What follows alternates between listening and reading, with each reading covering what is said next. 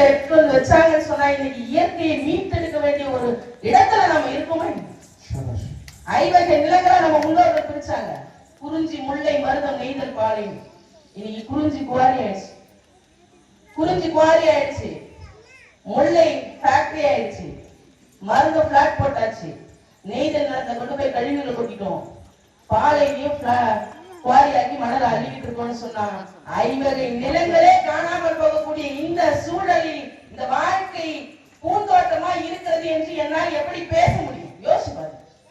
ஒரு ஆய்வறிக்கை சொல்லுது, இன்னொரு உலக போர் வந்தா தண்ணிக்காக தான், தண்ணிக்காக இன்னொரு உலக போர் வரப்போகுதுன்னு சொன்னா இந்த தண்ணியை நாம சிக்கனமா பயன்படுத்துறோமா? தண்ணீர் ஒரு கவிதை எழுதுச்சு, நான் ஆட்சியில் வந்தேன் அலட்சியம் செய்வீர்கள், ஏரியில் வந்தேன் ஆக்கிரமிப்பு செய்தீர்கள், குளத்தில் வந்தேன் குப்பைகளை கொட்டினீர்கள், குழாயடியில் வந்தேன் சண்டை போட்டீர்கள், பாட்டிலில் வருகிறேன் விலை கொடுத்து வாங்குகிறீர்கள். தண்ணி ஒரு கவிதை எழுதிச்சான்.